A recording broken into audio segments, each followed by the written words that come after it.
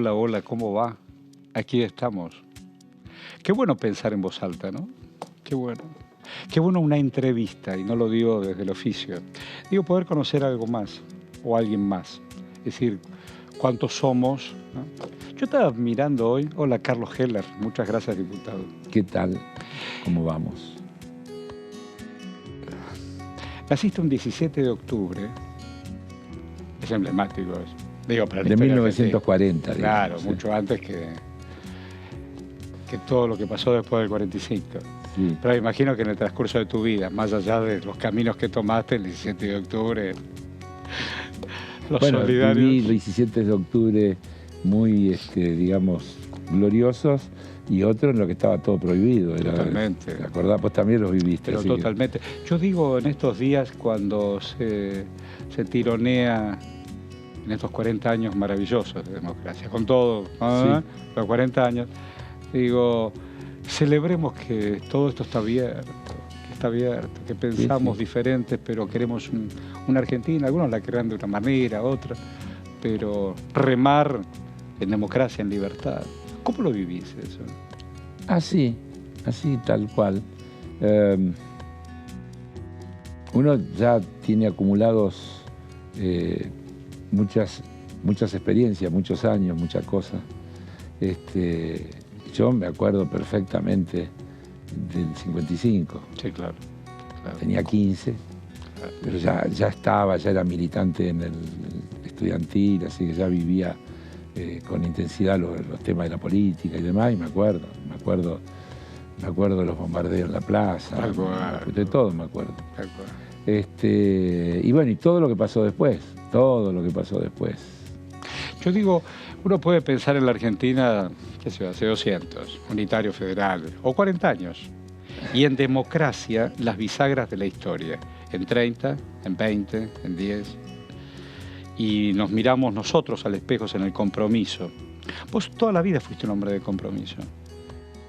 Bueno, vuelvo a decirte, yo, a ver, si tengo que ubicar en mi vida con algún protagonismo, la laica y la libre. Claro, tal cual. 1950. Para aquellos que no tienen la menor idea, era religiones. A ver, era una ley, fue luego una ley, era un proyecto para, en aquel momento, abrir la educación a la enseñanza religiosa. Tal cual. Y en la práctica terminó siendo la apertura hacia la enseñanza privada, digamos, de una manera más Esa era la idea. Donde la iglesia tenía mucho que ver. Claro, así es. Y bueno, y hubo una gran resistencia estudiantil defendiendo la idea de la enseñanza laica. Sí, Frondizi. Claro. ¿Qué cosa Frondizi, no? Porque digo, Frondizi llega al gobierno con un Perón proscripto. Sí. A través de Frigerio, para aquellos los más nuevos, el abuelo de, intenta con Perón en el exilio un pacto para incluso que el justicialismo pueda jugar en la provincia de Buenos Aires, el famoso pacto de Caracas. Sí. Pero se jugaba con Perón y sin Perón todo el tiempo, pero esencialmente sin Perón. Sí, Perón estaba absolutamente proscripto. Acordate que estuvo prohibido decir Perón.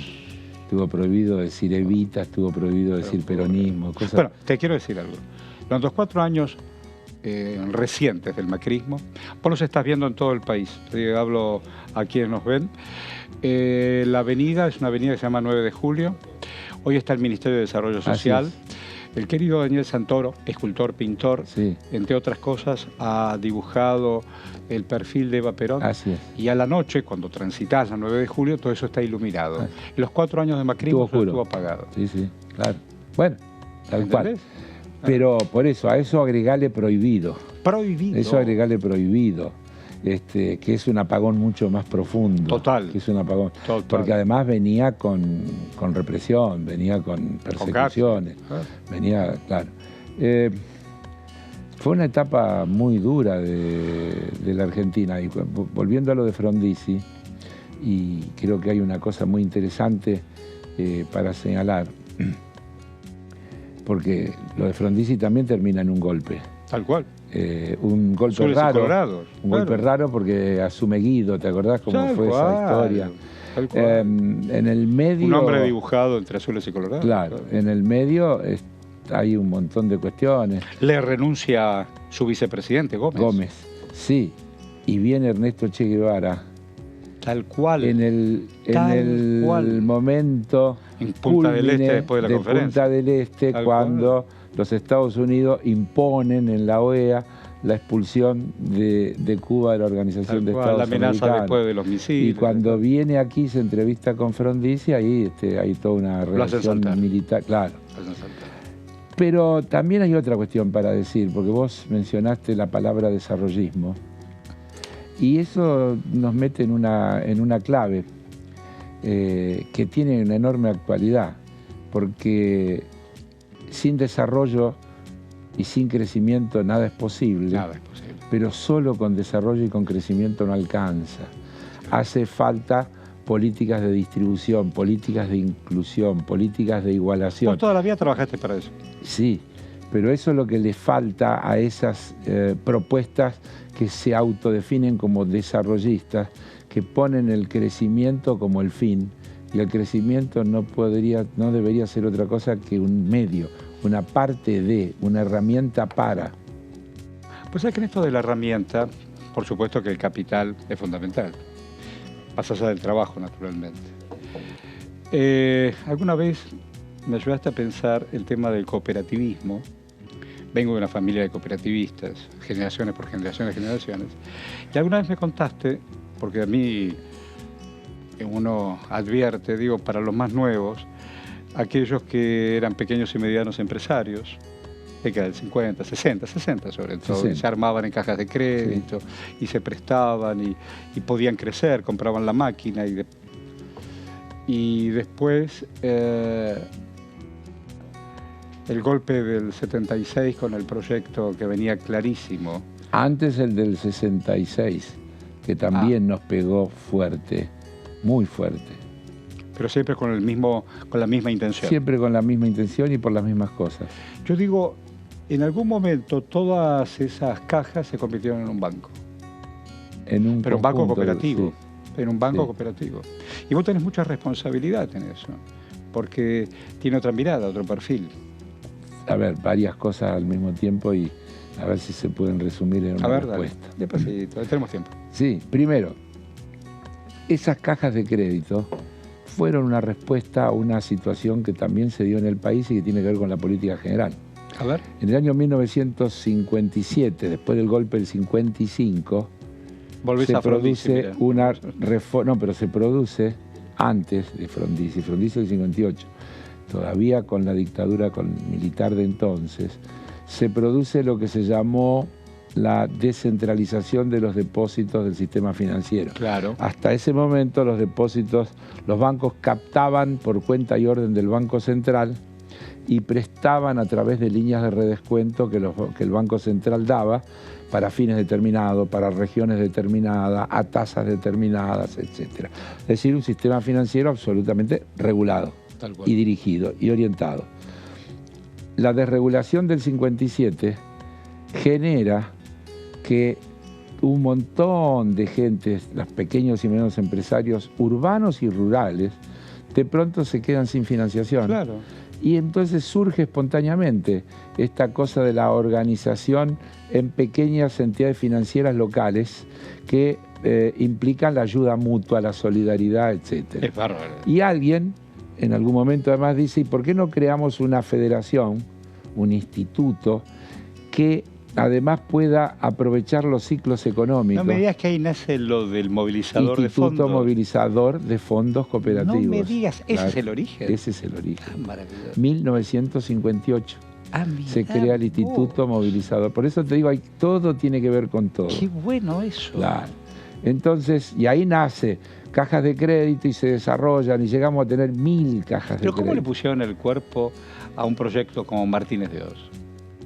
Y no los pudieron limpiar a ustedes. No, bueno, los que pudimos sobrevivir, en el medio queda, claro. En el medio quedó todo. Quedó mucha víctima, mucha pérdida, mucha cosa destruida. Mira, en el año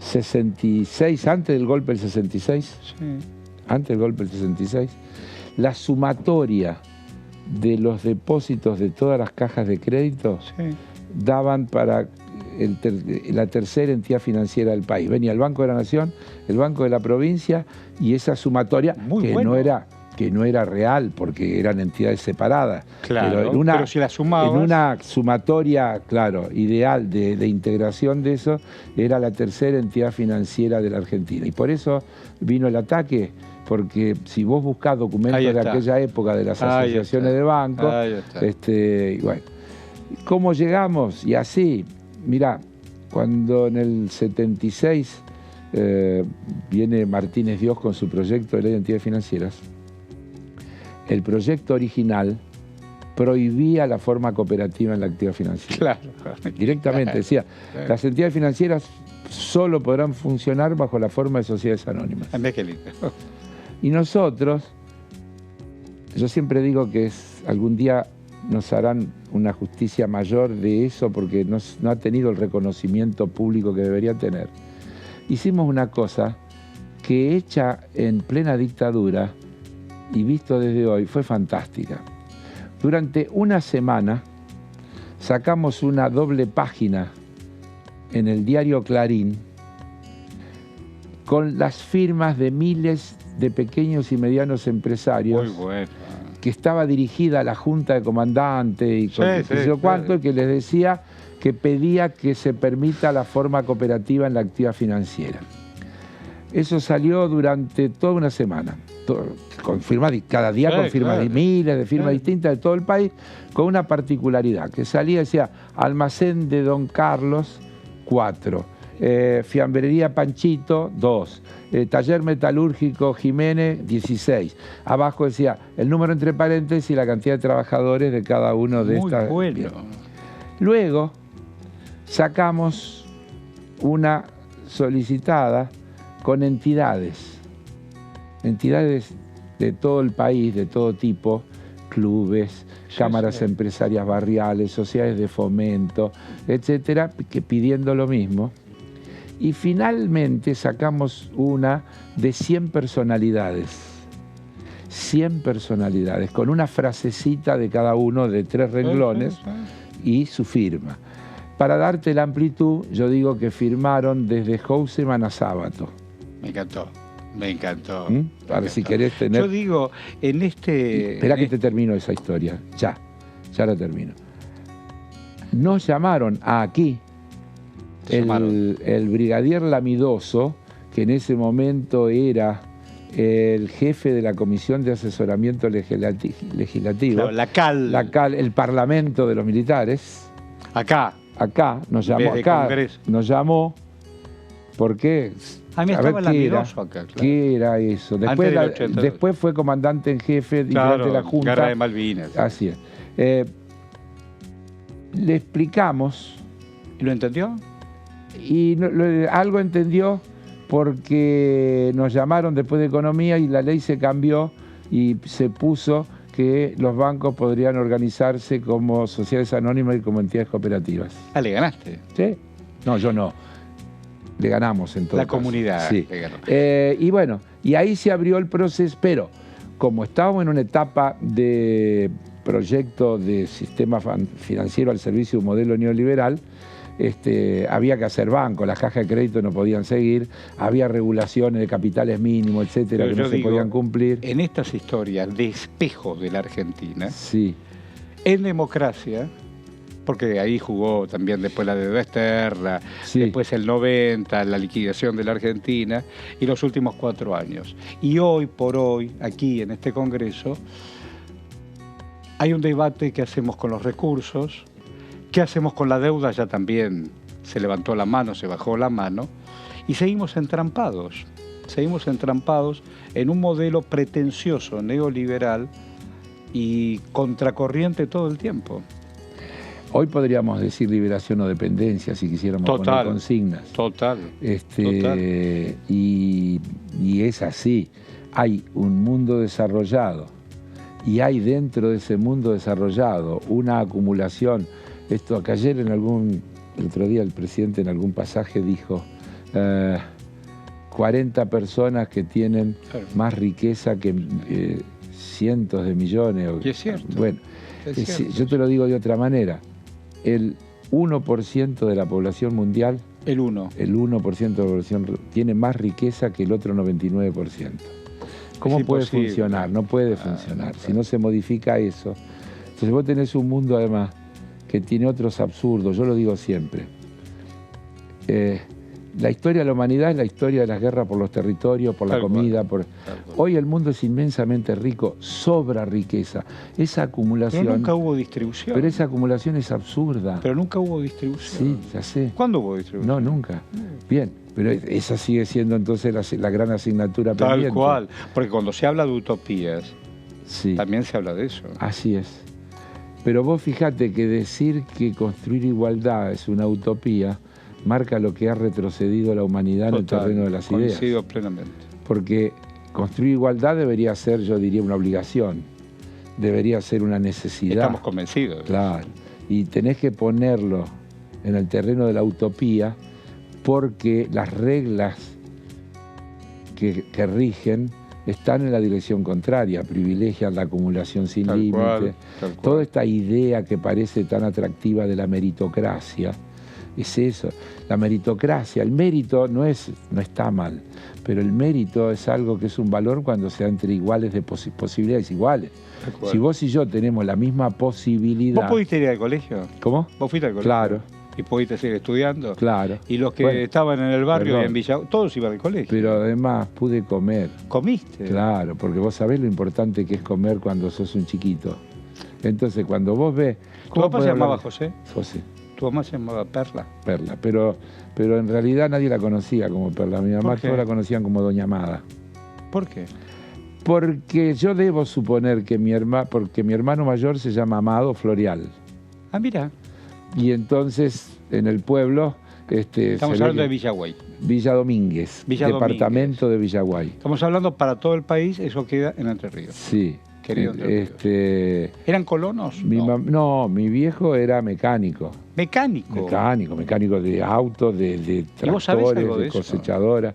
Yo soy técnico mecánico. Me encantó. ¿Cómo? Me encantó. ¿Me encantó? Sí. ¿Y pero por ver a papá o te mandaron al colegio? No, a ver. Mi viejo en el año 49 se vino a Buenos Aires y puso con 2 hermanos un taller mecánico acá en la ciudad de Buenos Aires, que duró muchos años hasta que se retiraron. Y yo solía ir en los veranos a trabajar para ganarme algún mango. Muy bueno. Y aprendí... ¿Ibas a la fosa ahí? No, porque mi viejo, ¿sabés qué hacía mi papá? No. Ajustaba motores. Era el encargado en el taller, era el responsable de ajustar los motores. Y yo aprendí a hacer las afinaciones. ¿Qué eran las afinaciones? El carburador, el distribuidor. ¿Y aprendiste eso? Sí, claro. Tanto así que muchos años después ya mi papá, cuando dejó de trabajar, seguía teniendo en el garaje de su casa un pequeño taller con una cantidad de herramientas. Y yo, cuando tenía que hacerle algo al auto, iba el domingo a la mañana ahí, me gustaba hacerlo. Sí. Estar con ya papá. Ahora no sé lo que hay abajo del capó. Y estar con papá. Sí. Mi viejo me miraba, él me conducía. Decime una cosa, ¿y por qué te gustó tanto el fútbol? Más allá de haber sido dirigente de un club nada más y nada menos tan importante como ¿Y por qué no debería haber gustado? No sé, ¿qué es eso? ¿Te gustaba jugar a la pelota? Yo en el deporte jugué al básquet más que al fútbol. ¿Quién no jugó al fútbol? Pero digamos que de forma orgánica, institucional, federada, no es menos. Jugué al básquet. Sí, pero eso tiene más que ver con mi trayectoria en la actividad económica que con mi trayectoria en la actividad deportiva. Mirá. En el año 1981, el entonces gerente del club, Marco Franchi, me pide si yo no acepto colaborar con la comisión directiva para asesorar en los temas económicos, porque él me dice que tenía mucha dificultad para explicar algunas cuestiones, cómo funcionaban y demás. Y yo digo, pero yo no soy directivo. Y dice, no, pero si usted está de acuerdo, yo hablo con el presidente. Y bueno, y habló el presidente, era en ese momento Martín Benito Noel.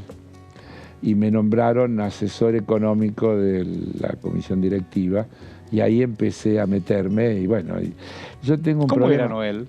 ¿Cómo era Noel? Y pues la gente a lo mejor conoce toda la golosinería, ¿no es Sí, cierto? claro, yo te iba a decir un gran fabricante de golosinas, pero, claro, pero bueno.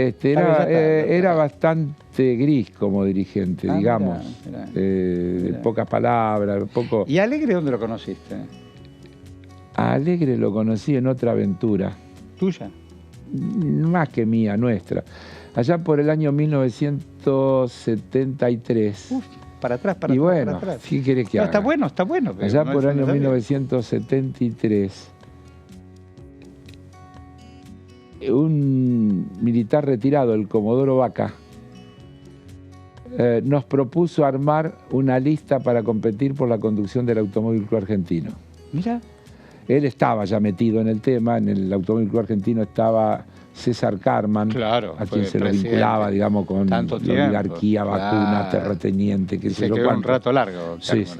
Y entonces vino la idea de armar una lista, y armamos una lista cuyo candidato a presidente era el ex juez Salvador María Lozada. Sí, claro, lo conocí.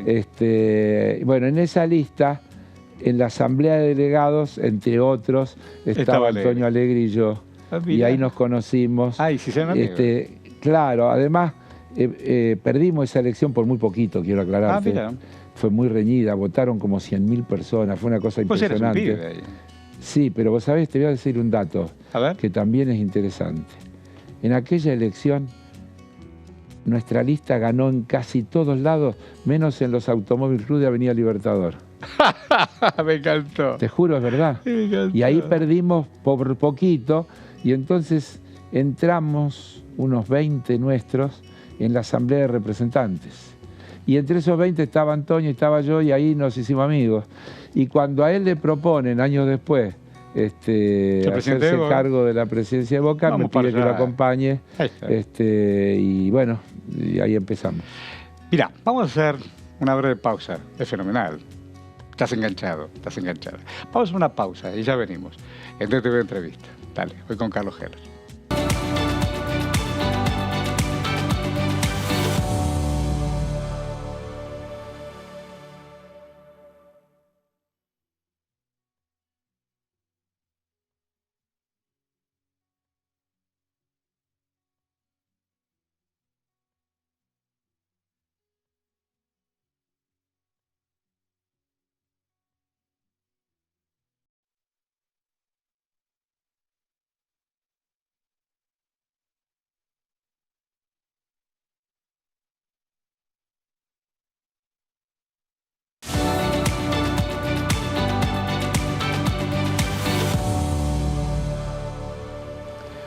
Bueno, hola, ¿cómo va? Aquí estamos reencontrándonos en esta entrevista, hoy con Carlos Heller, haciendo un repaso de la Argentina y la vida de cada uno de nosotros. Décadas. Yo digo, hoy por hoy, la deuda externa nos condiciona mal, ¿no? Nos condiciona mal, más allá de que haya pasado por el Congreso o no Congreso. Lo veo a Massa yendo y viniendo, o va a la India, o va a Rubinstein a Washington. Es una trampa eso. Es una trampa. Estamos entrampados. Sí. Ahora, sí, estamos entrampados. Ahora, vos después podés discutir horas de cómo se sale. Vamos a decir la primera cosa. Nunca tuvimos que haber entrado. Totalmente. Ese es el tema. Totalmente. 50 lucas. Nunca tuvimos que haber entrado. Por eso además, ni siquiera porque vos te podés endeudar porque desarrollaste proyectos de infraestructura que hacen al crecimiento, y entonces lo va a pagar la propia inversión, se va a pagar con el desarrollo. Fue para la bicicleta financiera, un escándalo. Con nombre y apellido. Claro. Ahora, desgraciadamente, también eso lo contrajo un Estado soberano, elegido legalmente, porque el gobierno de Macri fue ilegítimo porque fue mentiroso, porque engañó con las promesas, pero no fue ilegal. Pero no fue ilegal, porque tenía todo, no era un gobierno de los militares que usurparon el poder de facto. Fue electo con toda la ley, ganó como corresponde, con el voto ciudadano. Entonces vos tendrías hoy que discutir qué castigo merecen los que nos endeudaron, pero es difícil decir que eso nos libera de la responsabilidad. La deuda sigue pedaleando. Claro. En ese marco yo he defendido la idea, dos cosas, que no hay acuerdos buenos con el Fondo Monetario Internacional, que hay que tratar de lograr el acuerdo menos malo posible. Eso lo dijiste en la Cámara. Lo dije el día del debate. Y sigo convencido que es así. Y creo que lo que se logró es el acuerdo menos malo posible, aunque quedan algunas asignaturas pendientes, como el tema de las sobretasas, que creo que es algo que la Argentina tiene que seguir peleando, como es el tema, nadie está hablando de una cosa que para mí habría que poner en la mesa de discusión. Cuando firmamos el acuerdo con el fondo, la tasa de interés era un 1,19 anual. Hoy es 4,35. Es imposible. Claro. ¿Por qué es 4,35? ¿Por qué? Porque la tasa del Fondo Monetario se compone de las tasas de los bancos centrales de los países miembros. El Fondo Monetario no es un banco privado, el Fondo Monetario es una entidad pública, sí, es propiedad de los estados del mundo, claro. Todos, incluido la Argentina, todos somos miembros. Así nació después de la Segunda Guerra. Así es. Entonces, la tasa que por estatuto el Banco Central cobra tiene que ver con las tasas de los bancos centrales. Estamos en una etapa en que, en el marco de la situación de inflación, los bancos centrales recurren a las políticas de subir la tasa todo lo que haga falta para enfriar la economía. Y este es un tema gravísimo sobre el que podemos charlar, porque es una clave de lo que hoy está pasando en la Argentina y para entender además hacia dónde tienen que ir las cosas, pueden ir. La Reserva Federal dice, yo tengo por ahí unas declaraciones de Jerome Powell, el presidente de la Reserva Federal, que dice casi textualmente, nosotros que no tenemos compromiso político, tenemos que tomar todas las medidas necesarias, aunque sean dolorosas, para lograr que la inflación baje. Así como, te lo puedo traer textual si querés, pero dice eso. Nuestra conocida Christine Lagarde dice más o menos lo mismo, y te estoy hablando de los dos bancos centrales principales del mundo. Sigue la suba de tasas cada trimestre. Pero eso recalienta la economía. No, eso enfría la economía. Pero la nuestra sí. La enfría porque la suba de tasas desalienta la actividad económica. Desalienta la actividad económica. Entonces, cuando la Argentina, que tiene una inflación desbordada, se propone un plan muy gradual de descenso de la inflación, lo hace para no tener que caer en un escenario inevitablemente recesivo. Y eso es lo que mucha gente no entiende. Volvemos a explicar. Claro. A ver. La Argentina tuvo el año pasado 90 y algo % de inflación. Sí. Vos tenés dos caminos, digamos. Sí. Camino 1, shock antiinflacionario. Sí, ya lo tuvimos. Los shocks antiinflacionarios son inevitablemente recesivos y los shocks recesivos, claro, y los shocks recesivos siempre castigan a los que menos tienen. Muy bien. Este gobierno se ha propuesto intentar salir de ahí en lo que yo llamo una escalera levemente descendente. Entonces dice, trabajemos para que en el 2023 tengamos 60 de inflación. Y para que en el 2024 tengamos 44 de inflación. Y para que en el 2025 tengamos 33% de inflación. Para que no tenga que ser inexorablemente necesario que eso venga con recesión y que sufra la gente más de lo que ya está sufriendo. Y esa es la pelea de fondo que tenemos planteada y creo que no se termina de entender. Mirá. Pero cuando me cuentan otra cosa por campaña electoral, no solo la oposición, ¿qué me quieren contar si no hay otra? No, te quieren contar porque la inflación de la Argentina hoy no obedece a ninguna de las causas que tradicionalmente nos han dicho que generan inflación. A ver, repasemos juntos. A ver. ¿Qué genera inflación? Según lo que dicen los economistas. ¿Qué es? La emisión monetaria. Sí. ¿Sabés cuánto fue la emisión monetaria en el 2022? No. 41%. ¿Escuchaste? Sí, nada. 41%, menos de la mitad de la inflación. ¿Y entonces? Esperá, ¿qué otra cosa genera la inflación? El dólar. ¿Cuánto fue la variación del tipo de cambio entre enero y diciembre del 2022? 70%. Es decir, no, pero vos estás hablándome del oficial. Yo te digo el blue, el ilegal. 65%. Menos que el legal. Qué problema. Así que no fue la emisión y no fue tampoco el tipo de cambio. Los salarios. La inflación la producen los aumentos de salario. No, si vienen por atrás, a duras penas logran recomponerse de los precios. Y entonces, deben ser las tarifas de los servicios públicos. No, están atrasadas las tarifas, no son las tarifas. Entonces, no son los salarios, no son las tarifas, no es el tipo de cambio y no es la emisión monetaria. ¿Entonces qué es? ¿Y entonces qué es? ¿Qué es? ¿Qué te queda? Dos cosas. Especulación. Total. El capital Especulación. concentrado. Sí. Especulación que puede significar para los que no especulan también y son víctimas de su incertidumbre. Y ahora lo explicamos. Pero en el marco de esa especulación, y puja distributiva. Porque la torta creció 11 y pico por ciento en 2021. Estos días el presidente habló 5 y pico por ciento en el 2022 y va a volver a crecer en el 2023. Y cuando la torta crece, hay que ver qué cuchara tiene cada uno y qué cucharita y cómo se reparte la torta. Entonces, puja distributiva y especulación. Son las dos grandes razones. Y escenario electoral. Entonces tiro desde la oposición la bomba. La deuda está por explotar. Me olvidé. ¿Sabés cuánto era la deuda en términos de PBI cuando se fue Cristina? No. 52%. Hoy. ¿Sabés cuánto era cuando se fue Macri? Mauricio. 89%.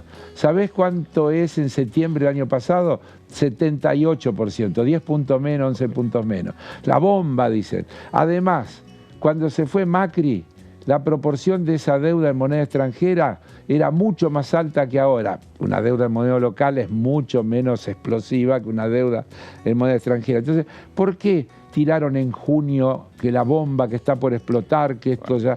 ¿Por qué? Para crear incertidumbre, con vistas a llegar a las elecciones, que no se cumpla, porque si se cumple razonablemente esta cuestión de la escalera descendente de la que yo estoy hablando, es muy probable que una gran porción de población entienda que este es el camino y que es por acá y no por donde plantean ellos. Decime una cosa, y en tiempos electorales, y la gente busca caminos alternativos. Yo quiero ganar más, quiero pagar menos, no solo la comida, sino los servicios. ¿Alguien la tiene que dibujar o los números reales darán la verdad? Pero es esto que te estoy diciendo, Horacio. En la medida que vos alinees las variables. Mira, la economía... Alineas las variables. Alinees las variables. La economía no es magia. Y no. No es magia. Y no. Vos, hagamos la cuenta de un almacenero, de tu casa. Sí, claro. Vos tenés ingresos y egresos. Total. Si los egresos son más que los ingresos, ¿qué podés hacer? 3 cosas. Tratar de mejorar los ingresos. Esencialmente. Tomar deuda. O achicar los gastos. Las dos cosas me complican. Muy bien. Achicar los gastos en la Argentina significa joder a la gente. Totalmente. En criollo básico. Achicar los gastos es recortar el gasto previsional. Bueno. Que lo dicen. No lo entendieron. No, sí la entendieron. Que se aprobó, esta es otra cosa. Lo entendieron. Se resisten porque cómo, sí, cuándo. Sí, dónde. la entendieron. Quieren otra cosa. No quieren más jubilados. Lo dijeron con todas las letras. No hay que aumentar la cantidad de jubilados. Pero quieren además cambiar. Se llegó a volver a hablar de regímenes de capitalización en el debate. ¿De qué estamos hablando? Muy bien. Se está hablando de cambiar la legislación laboral para que no existan las indemnizaciones, y para que no exista un montón de otras cosas. Muy bien. Entonces, estamos en una disyuntiva de 2 proyectos de país. Tal cual. Y eso es lo que se va a discutir en las elecciones de este año. ¿Cuál es tu proyecto país? Tu proyecto país. Mi proyecto... Más allá de tu partido y del frente. Tu proyecto. No, pero no. A ver. ¿Que te sumes a un colectivo? Pero es que es así. Primero, yo lo dije antes, yo soy una persona que a los 23 años empezó a trabajar en una caja de crédito y a los 24 años fui gerente de una caja de crédito. Ah, mira.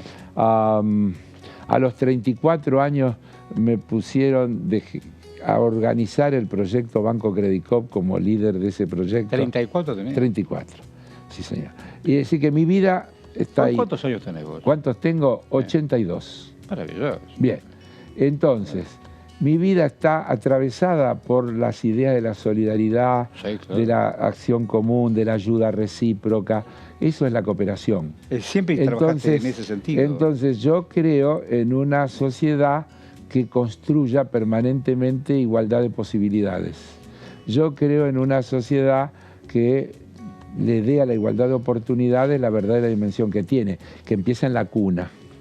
Que tiene que ver con la alimentación, con la educación, con las vacunas, con el trabajo, con esto, con todo lo demás. La igualdad de oportunidades. Eso requiere un Estado activo, un Estado presente, un Estado que regule. Yo siempre digo, para que se entienda bien, A ver. ¿por qué los conservadores se llaman conservadores? Porque quieren conservar el estatus. Y sus privilegios. No necesitan sus cambiar. Privilegios. Y los que creemos cambiar, llamarlos reformistas, progresistas, Sí. poner el nombre que quiera, siempre estamos tratando de modificar esas reglas del juego. Yo formo parte de ese amplio espacio, por eso que yo me quiero ubicar ahí, donde entra todo lo que podríamos llamar nacional y popular, y que más que, como creo que dijo Néstor Kirchner, más que de dónde vengo, importa a dónde voy. Tal cual. Oscar ¿Y Parrilli, vos te acordás de Oscar- Domínguez? Sí, pero déjame terminar esta idea y voy a Domínguez. Oscar Parrilli, Oscar Parrilli. una vez en una actividad que hicimos en la que presentábamos un libro y él estuvo entre los presentadores, dijo una cosa que me había escuchado decir, que yo era kirchnerista antes del kirchnerismo. ¿Por qué? Por las ideas.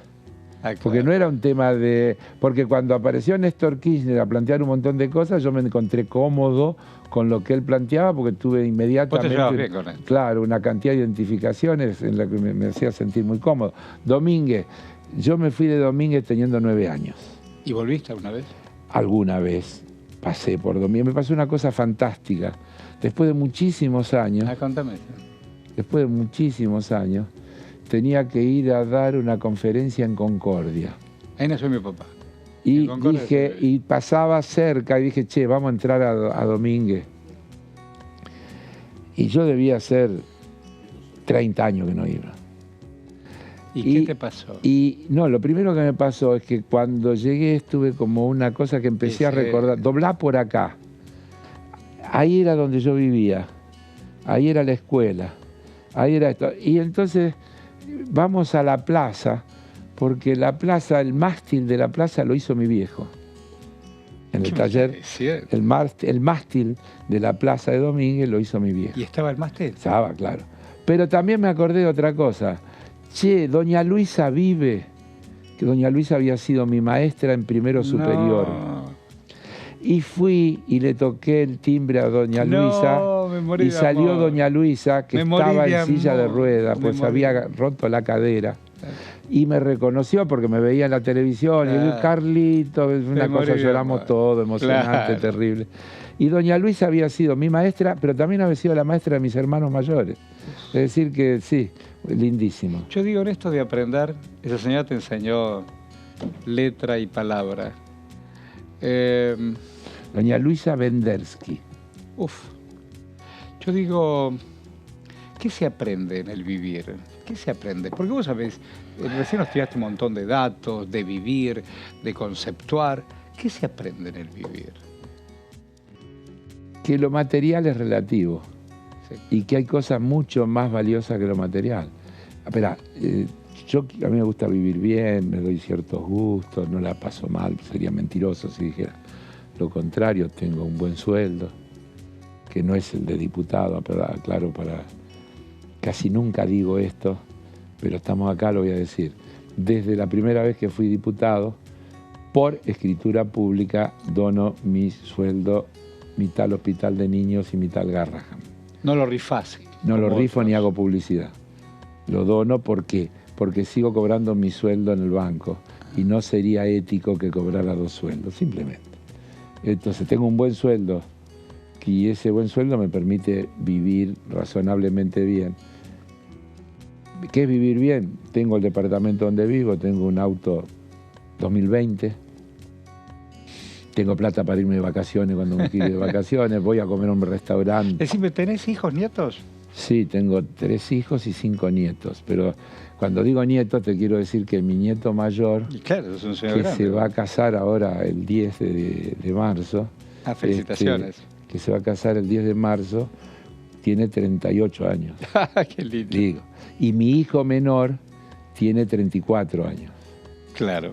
Qué Lindo. Así que en esa mezcla, pero tengo una familia muy unida, que es uno de mis grandes valores patrimoniales. Y sí, claro. Eso es patrimonio. Eso es patrimonio. Que comparte conmigo todas las cosas, comparte la militancia política, comparte el gusto deportivo, son todos hincha de Boca. De verdad, son todos hincha de Boca. ¿Y tenés amigos así incondicionales? Sí. Sí, claro. Yo tengo De un toda la montón vida. de amigos incondicionales. Y yo tengo una barra con la que todos los sábados después del programa de Aliberti Sí. nos juntamos a almorzar. Yo salgo de... ¿Siempre? Todos los sábados. Salvo que yo esté de viaje. ¿Haces tu columna? Hago mi columna, termina la columna a las 12:30. Aparte la haces en vivo esa columna. Claro, por eso termina a las 12:30 y de ahí me voy a un lugar a almorzar que nos encontramos todos los sábados. Tanto es el lugar que nos encontramos todos los sábados que en realidad nosotros no llamamos para reservar mesa. Llamamos el día que nos vamos a ir para avisar que está libre la mesa. Me encantó.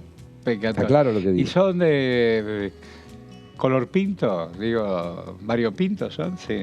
Cada uno. ¿Mis amigos? Sí.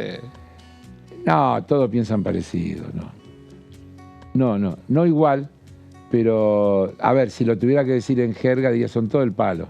¿Te gusta venir acá al Congreso y en tu banca exponer y Sí, decir cosas? claro, Sí, me siento bien. Y te escuchan con respeto. Me siento bien. Te escuchan con respeto. Yo trato, vos me has escuchado ya un montón de veces, yo trato de ser fundamentado, de traer datos, de Claro, traer sí, bueno, argumentos sí, bueno. elaborados, trabajo. Tengo un gran equipo.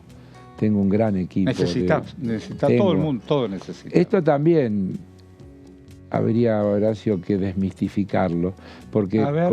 con el tema de algún diputado se ha generado toda esta cosa de asesores, como si esto fuera...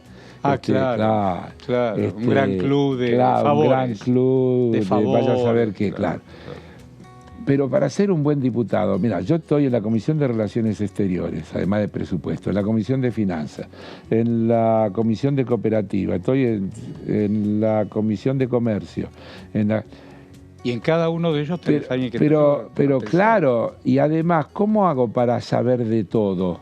Pero además, cuando se tratan otros temas, no de mis comisiones o en las que yo estoy, de las otras comisiones, ¿cómo hago para estar en tema? Entonces, tengo que ser un erudito de todas las cosas, imposible. Uno tiene asesores.